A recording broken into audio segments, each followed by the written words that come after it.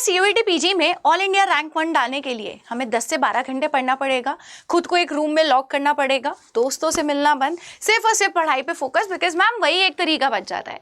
तो आप बिल्कुल गलत सोच रहे हो। अगर एक ऑल इंडिया रैंक 1 कभी भी किसी स्टूडेंट की आती है तो वो एक स्ट्रैटेजी फॉलो करते हैं। 10 से 12 घंटे जो है आप एग्जाम के आसपास पढ़ेंगे अगर आपने सिलेबस कंप्लीट नहीं किया है।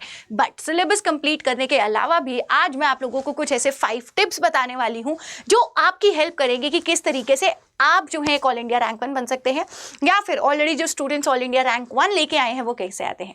तो वो सब मैं आपको यहाँ बताने वाली हूँ। लेकिन अगर आप चैनल पे सबसे पहली बार आए हैं so make sure to subscribe the channel. And मैं हूँ Muskan Gupta, by profession I am a teacher as well as a psychologist. तो ये जो भी टिप्स मैं आप लोगों को बताने वाली हूँ ये आपकी काफ़ी ज़्यादा काम की है, बिकॉज ये आपको हेल्प करेंगी टू अंडरस्टैंड दैट कैसे आप एक ऑल इंडिया रैंक 1 लेके आ सकते हैं। तो चलिए भाई शुरू करते हैं। सबसे पहली चीज़ होती है कि आपको क्या करना है, सिंपली अपने एग्जाम को डिकोड करना है। What do we mean by decoding the exam? Is it just about knowing कि अच्छा ठीक है यार मेरा ये वाला पॉलिटिकल साइंस का सब्जेक्ट है, मुझे ये 10 यूनिट पढ़ने हैं, दैट्स इट? नो। सबसे पहले understanding the exam pattern is as important जितना सिलेबस है। एग्जाम पैटर्न समझो कि 75 क्वेश्चन आते हैं, गलत करने पे -1, सही करने पे +4, टोटल स्कोर आपका 300 में से आता है। हर साल जो है ऑल इंडिया रैंक 1 वेरी करती है, कभी ये 300 में से 300 भी आती है, कभी 250, कभी 268, अलग अलग होती है। बट ये आपका एग्जाम पैटर्न हो गया। फिर आपको समझने की ज़रूरत है सिलेबस कि एक पर्टिकुलर जो भी मेरा टॉपिक है, जो भी मेरे यूनिट्स मेंशन करे गए हैं उसके अंदर कितने सब टॉपिक्स आ रहे हैं, उन्हें आप समझो, पूरा एक सिलेबस अच्छे से डिकोड करो। जब वो हो गया तो PYQs देखो, क्योंकि जब आप PYQ का एनालिसिस करोगे तो आपको समझ आएगा कि अच्छा यार यूनिट 1 के अंदर तो NTA ने सिर्फ और सिर्फ ये 5 पॉइंटर्स दिए थे, पर क्वेश्चन तो 6 पॉइंटर से भी आया था। तो आप यहाँ पे एक और नया पॉइंटर ऐड कर पाते हो। तो ये PYQ एनालिसिस आपके लिए इस तरीके से काम करेगा। फिर इसके बाद एक सबसे इंपॉर्टेंट चीज है repeated topics and your questions. जब आप ये देख पाते हो कि हर एक एग्जाम के अंदर हमेशा कुछ ऐसी थ्योरीज होंगी जो हर साल रिपीट होंगी, जिनके क्वेश्चंस हर साल आएंगे ही आएंगे, चाहे कान यहाँ से पकड़ो या इस तरीके से पकड़ो, आना तो है, ठीक है। तो जब आप उन रिपीटेड टॉपिक्स को समझ लेते हो तो आप ये समझ लो आपने अपना एग्जाम डिकोड कर लिया है। अब आपको टॉप स्टूडेंट्स में, जो प्रीमियम हैंडफुल ऑफ स्टूडेंट्स होते हैं, उसमें आने से कोई नहीं रोक सकता। बट और क्या आप अलग कर सकते हो? देखो, जब आपको सिलेबस समझ आ चुका है तो उसके अगली आपको जो सबसे मेन चीज़ करनी है वो रहने वाला है आपका कि आप जब अपनी प्रेपरेशन को शुरू कर देते हो उसके बाद हर एक टॉपिक को, हर एक यूनिट को आप पढ़ना शुरू करते हो। तो सेकेंड चीज़ आप लोगों के लिए रहने वाली है दैट जो भी टॉपिक आप पढ़ रहे हो उसे एक क्वेश्चन में कन्वर्ट कर दो। क्या ये क्वेश्चन किस तरीके से आ सकता है? इस तरीके से मान के चलिए। अब मान लो दैट आपने एक क्वेश्चन को सॉल्व किया, उसके हमारे पास 4 पॉइंटर्स आए, ABCD। देखा जाए टेक्निकली इन चारों में से कोई एक ही जो सही होगा ना, बाकी तो कोई सा सही नहीं होगा। तो अगर मान लो यहाँ पे करेक्ट ऑप्शन आपका आ गया A, तो उसके बाद क्या आपने एक्चुअली में ये देखा कि किस तरीके से ये वाला टॉपिक, ये वाला टॉपिक और ये वाला टॉपिक है?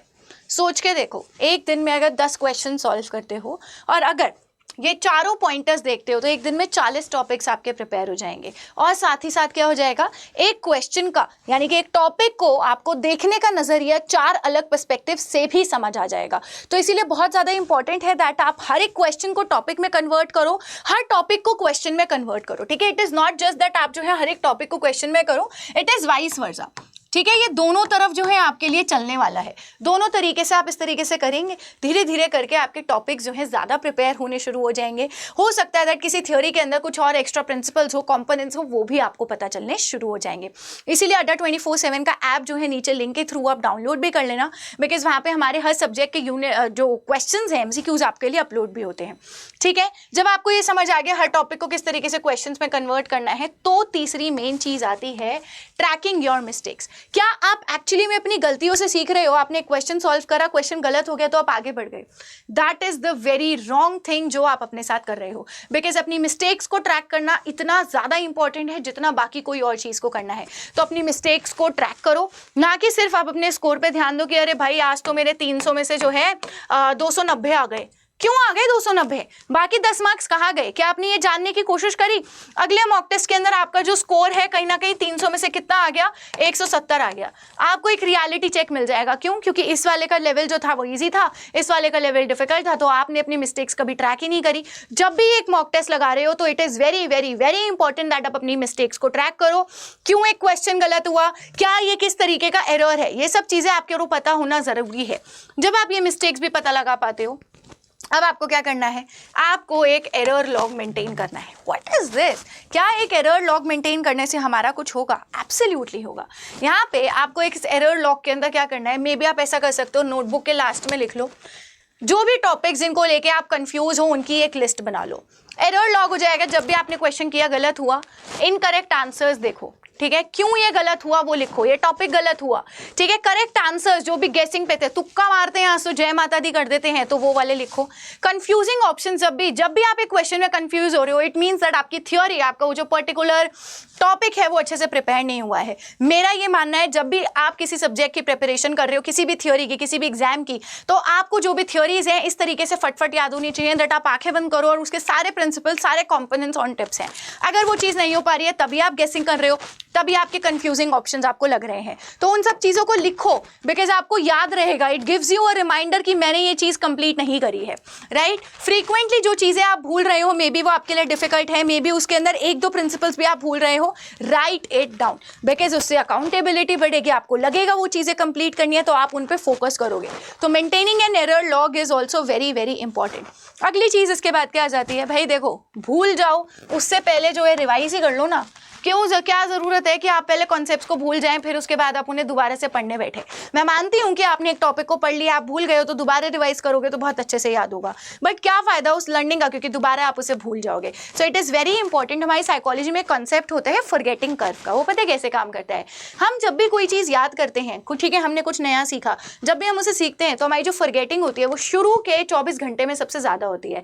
क्विक फॉल वो ऐसे करते हुए जाती है। देखो उसका जो कर्व है ऐसे काम करता है, ठीक है। फॉरगेटिंग जो है ऐसे ड्रॉप आपका सीधा होता है। आपको क्यों उन झमेलों में पढ़ना है? तो सबसे पहले आज अगर आपने एक टॉपिक को रिवाइज किया है, आपने पढ़ा है, तो उसे अगले दिन सुबह ज़रूर रिवाइज करो। अगले दिन नया टॉपिक उठाने से पहले उसे ज़रूर आपको रिवाइज करना है। That is the most important thing. फिर उसे 3 दिन बाद करो, 7 दिन बाद करो, एंड उसके बाद आपके लिए एक स्टार चीज़ ये है दैट आपको मंथली रिवाइज करना है, ठीक है। अब जब आप ये सोच रहे हो कि मैम हम लोग जो है क्या प्लान फॉलो करें, तो एंड में मैंने आपके लिए प्लान भी रखा है, बट सबसे इंपॉर्टेंट चीज़ ये है कि कोई भी चीज़ पढ़ रहे हो तो 24 घंटे में शुरू में करनी है, फिर 3 दिन बाद, फिर 7 दिन बाद। यही आपकी सबसे मेन की है, इसी पे आप लोगों को फोकस करना है, मंथली रिविजन करते हुए चलना है। फिर इसके बाद एक एक्स्ट्रा पॉइंट मैं आपको यहाँ बताना चाहती हूँ, मॉक प्रैक्टिस। देखो यार, जब भी आप एक CVT PG या फिर आप कोई कभी भी किसी भी एग्जाम के लिए जा रहे हो, तो MCQ सॉल्व करना जरूरी होता है।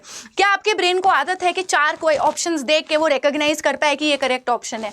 No, right. कहां से आएगी? मॉक्स को प्रैक्टिस करोगे तभी आएगी। तो इट इज इंपॉर्टेंट दैट आप मॉक्स को देखो, मॉक्स को एनालाइज करो, फिर देखो क्या यहाँ पे कोई फैक्चुअल एरर है, ठीक है। जब आप कोई गलती कर रहे हो, क्या वो एक कंसेप्चुअल एरर था, क्या आपने यहाँ पे तुक्का मारा, क्यों आपकी गलतियां हो रही हैं? आपके लिए सबसे मेन चीज मॉक प्रैक्टिस के थ्रू 2 चीजें होती हैं। एक तो आपको ये पता चलता है दैट कंप्यूटर स्क्रीन पे बैठ के MCQ कैसे सॉल्व करने हैं, और अगर आपको ये लग रहा है कि मैम हमें कंप्यूटर बेस्ड जो टेस्ट है, मॉक टेस्ट कहाँ मिलेंगे, तो वो हमारे जितने भी बैचेस हैं उनके अंदर मॉक टेस्ट और यूनिट वाइज MCQs हर एक चीज़ अवेलेबल है। आप जो है मेरा कोड यूज़ करोगे अगर MG10, तो उसके थ्रू आपके डिस्काउंट्स भी हो जाएंगे, चाहे वो कोई भी सब्जेक्ट हो। आपको जाके एनरोल करना है, बिकॉज वहां पे आप लोगों के लिए जितने भी मॉक टेस्ट हैं उसी तरीके से प्रिपेयर करे गए हैं, ठीक है। एरर्स को एनालाइज करना है, फैक्चुअल एरर है, कंसेप्चुअल एरर है, किस तरीके से गलतियां हो रही हैं। जब आपको ये पता लगने लग जाएगा तो आप जो है बेटर अपने लिए रिकॉल कर पाओगे चीज़ें, बेटर जो है रिटेंट कर पाओगे, और एग्जाम में बेटर अल्टीमेटली परफॉर्म कर पाओगे।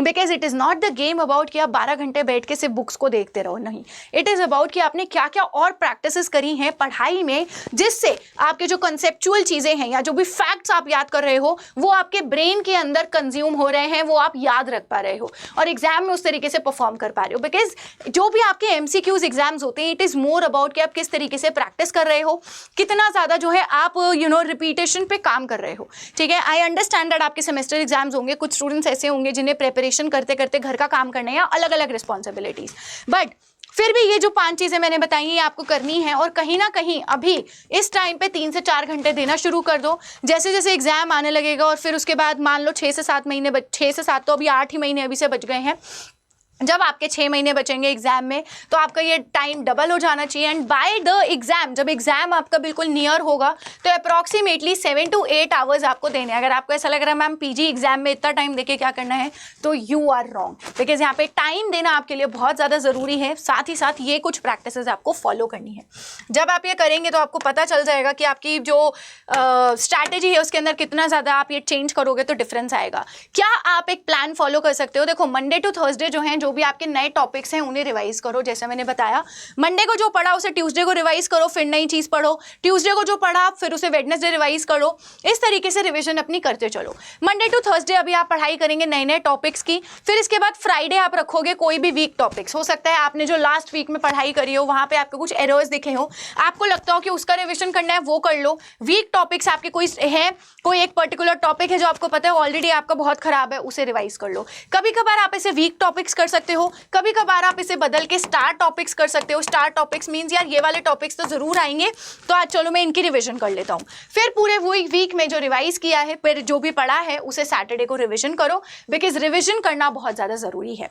फिर इसके बाद मॉक्स लगाना ज़रूरी है, तो संडे को एक मॉक टेस्ट लगाओ। इसीलिए हमने जो है यूनिट वाइज एमसीक्यूज हमारे बैचेस के अंदर इंक्लूड करे हैं, ताकि स्टूडेंट जो है हर संडे को वो बैच टेस्ट दे, उन्होंने हफ्ते में जो भी पढ़ा है वो सारी चीज़ें उस तरीके से कवर हो। तो आपको भी यही स्ट्रैटेजीज जो है फॉलो करनी है। आपको इधर उधर से रिसोर्सेज के पीछे नहीं भागना है, बिकॉज क्या होता है ना, हम इंसानों को एक आदत होती है होर्डिंग की, कि हम सोचते हैं कि इधर से भी ये रिसोर्स कलेक्ट कर लें, इधर से भी ये रिसोर्स कलेक्ट कर लें, और इस चक्कर में हम अपनी प्रिपरेशन कर ही नहीं पाते हैं, बिकॉज हम होर्डिंग में बिजी हो जाते हैं। आपको वो नहीं करना है, आपको ऑल इंडिया रैंक 1 एम करनी है। एंड ऑल इंडिया रैंक 1 जिन भी स्टूडेंट्स की आती है वो यही स्ट्रैटेजी, इसी तरीके से प्लान को फॉलो करते हैं। फिर भी आपको क्वेरीज है, आप चाहते हो मैम मैं आपकी काउंसलिंग करूं, यू नीड फ्री गाइडेंस, आप जो है मुझे इस ईमेल आईडी पे रीच आउट कर सकते हो। बैच में एनरोल करने के लिए आप मेरा ये कोड यूज करोगे किसी भी सब्जेक्ट के लिए, इसके थ्रू आपके प्राइसेस कम हो जाएंगे, आप मेरे साथ कनेक्टेड रह सकते हो। तो मेरे को मेल करो, ये मेरे नंबर अवेलेबल है जहाँ पे आप मुझसे कॉन्टैक्ट कर सकते हो। अपनी प्रेपरेशन को आपको अभी से शुरू करना है। And make sure to comment below आपकी क्या प्रॉब्लम्स आप फेस कर रहे हो in your preparation, and I will surely help you out. With that I will see you guys in the next video. Till the time take care and all the best.